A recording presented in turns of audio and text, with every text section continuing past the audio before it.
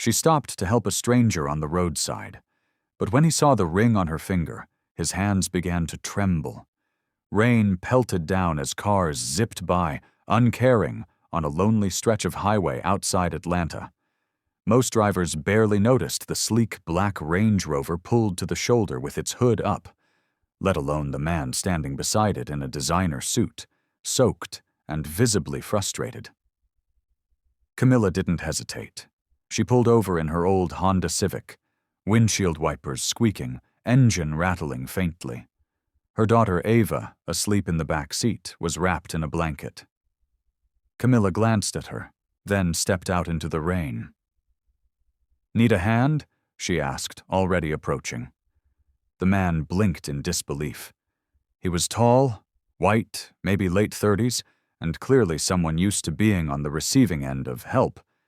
But not like this.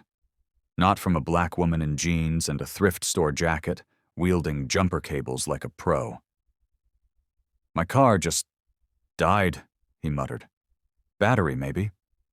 Camilla checked the terminals. "Looks clean. Probably just needs a jump." She brought her car closer, attached the cables, and within minutes, the engine of the Range Rover roared back to life. The man grinned in relief. "I owe you big time. I've got a meeting with an investor in 20 minutes and—" He paused mid-sentence. Camilla was brushing her wet braids back from her face. Her left hand briefly lifted, and that's when he saw it. A ring.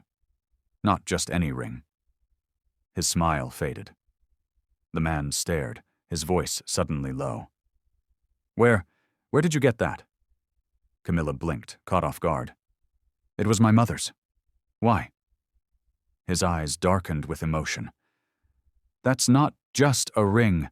It belonged to someone I lost a long time ago." A chill ran through her. Camilla stepped back instinctively, heart racing.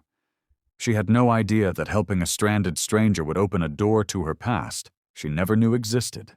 Camilla's brows furrowed. "What do you mean it belonged to someone you lost?" The man stepped closer, cautiously, as if afraid to believe what he was seeing. "That ring. It's one of a kind. I had it custom-made, over 20 years ago. For someone named Janine." Camilla's breath caught in her throat. "Janine was my mother's name." He went pale. "Then, it's real." Camilla's heart pounded. She didn't know what she was stepping into, but something in his voice, softened with disbelief and pain, told her this wasn't a scam or coincidence. "My name's Derek," he said quietly. "Derek Langston." Her eyes widened. That name. It rang faintly in her memory. Her mother had only mentioned it once, in a hushed, painful whisper before she passed. She said she loved a man named Derek, but the world had different plans for them.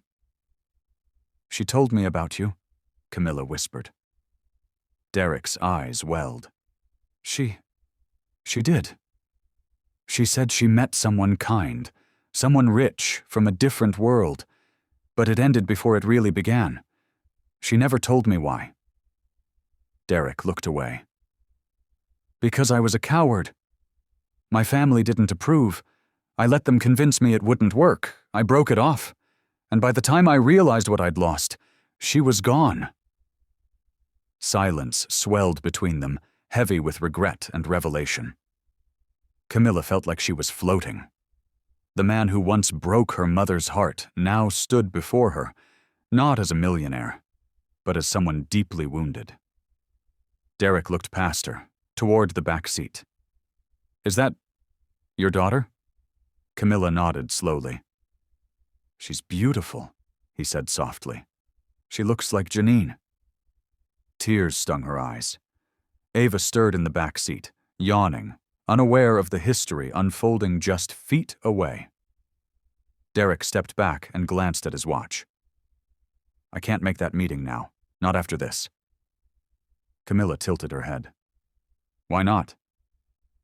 "Because I just met the daughter of the woman I never stopped loving. And I'm not losing her family again." Derek insisted on following Camilla home to ensure she and Ava made it safely. The drive was quiet, filled with 1,000 questions that neither dared to speak yet. As she parked in front of her modest apartment, she hesitated. "I don't usually bring strangers home," she said. "I understand," Derek replied gently. "But I'm not here to impose. I just want to know you." Inside, Camilla made tea while Ava played with her crayons. Derek sat at the edge of the couch, hands clasped tightly.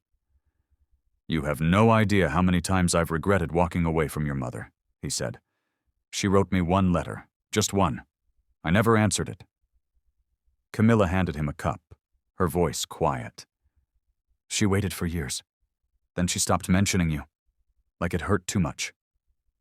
He nodded, eyes glassy. "I deserved that." For a long moment, the only sound was Ava humming in the corner. Then Camilla asked, "Why are you really here? Why did you stop for me?"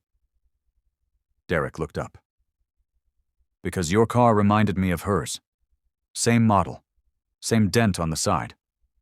And when I saw the ring," he paused. "I had been on my way to finalize a deal that would make me even richer. But none of it felt right. I've built everything alone.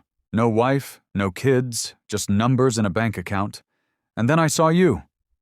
Camilla didn't know what to say. She'd spent her whole life trying to make ends meet, working 2 jobs, protecting Ava, carrying the weight of her mother's absence and memories like bricks. And now, here sat the man who was supposed to be her mother's great love. Broken, searching. "I'm not asking for anything," Derek said, standing. "But if you'll let me, I'd like to be part of Ava's life. Yours too, if you'd allow it. I can help." Camilla narrowed her eyes. "I don't need your money." "I know," he said. "But maybe you deserve something more than just survival." Ava toddled over with a crayon drawing. "I drew a happy family," she beamed. "Mommy, me, and the man who helped our car." Camilla looked at it, speechless, 3 stick figures holding hands. Maybe fate had brought them together, not for money, not for guilt, but for a second chance. The days that followed were unlike anything Camilla had known. Derek didn't vanish like people usually did. He showed up, every evening. Sometimes with groceries, sometimes with Ava's favorite cookies, sometimes just with quiet company.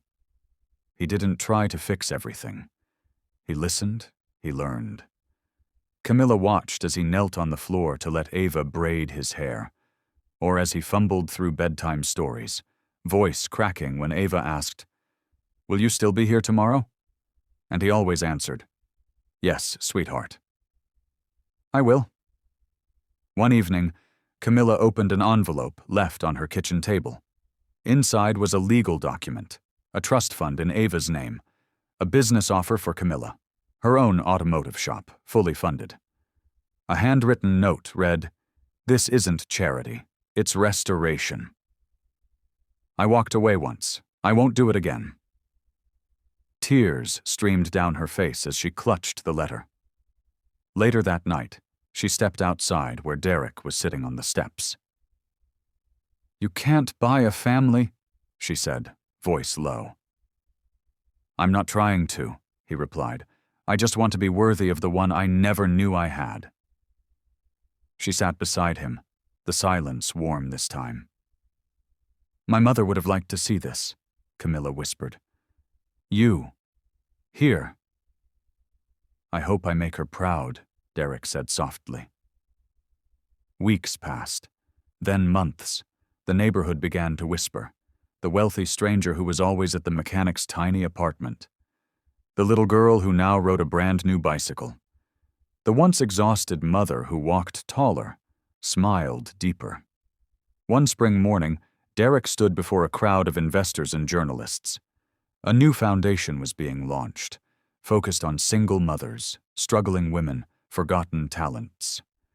He paused midway through his speech and looked into the audience. Camilla was there, holding Ava on her hip. "For years I measured my worth in money," he said. But the most valuable thing I've ever earned was the chance to belong to someone. This foundation is not about saving anyone. It's about honoring those who've carried everything alone." The room went quiet. Eyes teared up. Cameras clicked. But Derek only looked at the two people who now anchored him. Later that day, back at the apartment, Camilla asked him one final question. "Why me?" He smiled and cupped Ava's face. "Because when my life stalled, it was you who brought it back to motion." And with that, the woman who had once lived day to day, unsure of the next moment, now stepped into a life she never imagined. With love, purpose, and the family her mother had once dreamed of.